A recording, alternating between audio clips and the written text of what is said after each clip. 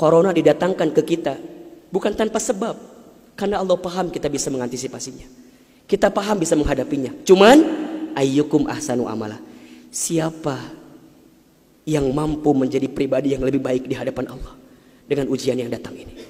Mohon maaf kalau dengan virus corona ini tidak membuat kita semakin dekat dengan Allah, butuh virus macam apa lagi yang akan membuat kita termotivasi untuk semakin mendekat kepada Allah. Dunia ini cirinya al-makanul musibah. Dunia ini tempat musibah, tempat ujian.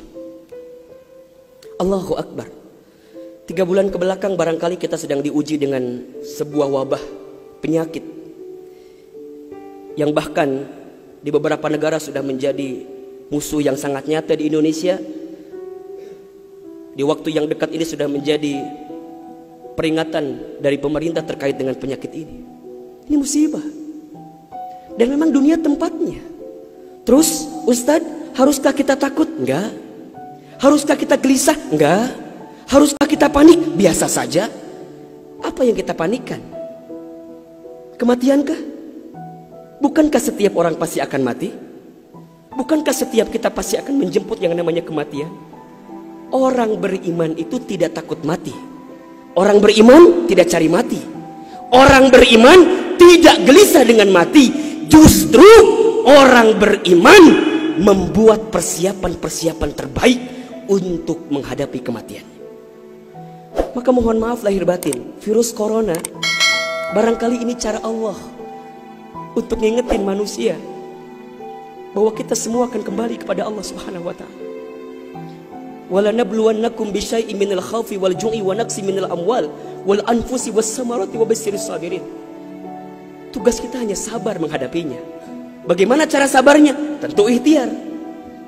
Bagaimana Kemenkes memberikan peringatan kepada kita barangkali? Rajin cuci tangan di waktu yang sekarang dengan sabun. Yang sakit, yang batuk, yang pilek menggunakan masker. Kurangin bersentuhan dengan orang-orang yang sekiranya sedang punya penyakit. Itu kan ikhtiar dunia. Tapi ikhtiar akhiratnya jangan lupa. Apa itu?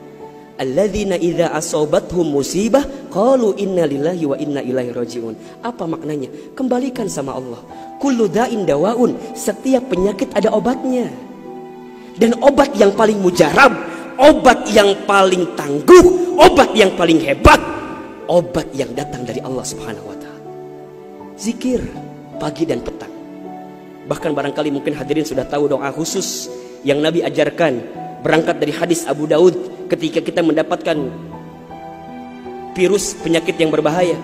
Allahumma inni a'udzubika minal barasi wal jununi wal judami wa min sayyi'il asqami. Ya Rabb, ya Rabb, sesungguhnya aku berlindung kepadamu dari penyakit belang, dari penyakit gila, dari penyakit kusta, dan kami pun berlindung kepadamu ya Allah dari penyakit yang mematikan, menyakitkan, bahkan mengerikan. Serahkan semuanya sama Allah. Dunia ini memang tempat musibah. Dan jangan kaget, setelah virus ini pasti akan datang musibah yang selanjutnya. Kemarin di Sukabumi baru gempa. Sebelumnya ada lagi longsor. Sebelumnya banjir.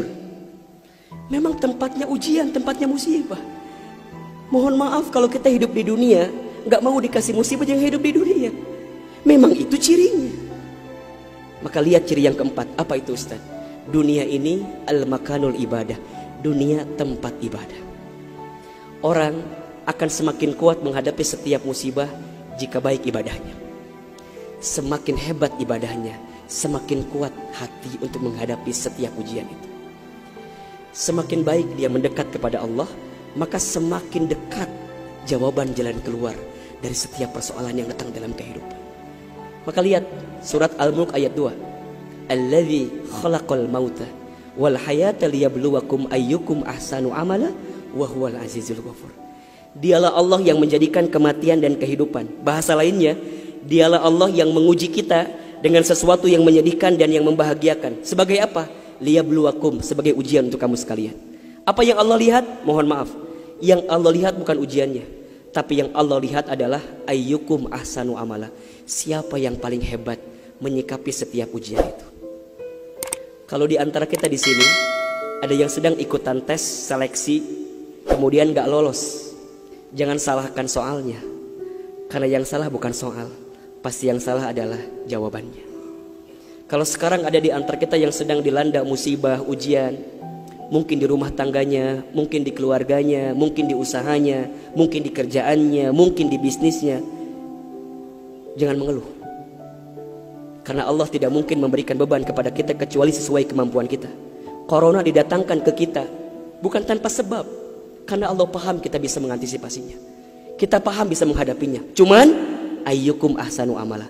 Siapa yang mampu menjadi pribadi yang lebih baik di hadapan Allah dengan ujian yang datang ini? Mohon maaf kalau dengan virus corona ini tidak membuat kita semakin dekat dengan Allah. Butuh virus macam apa lagi yang akan membuat kita termotivasi untuk semakin mendekat kepada Allah? Kalau dengan banjir, dengan longsor, dengan tsunami tak membuat kita semakin dekat dengan Allah, maka butuh cara apa lagi yang akan Allah berikan kepada kita agar kemudian kita semakin ingat dengan Allah Subhanahu wa taala. Mudah-mudahan ini bisa menjadi pelajaran yang membuat kita semakin tenang, semakin yakin menjalani kehidupan dunia.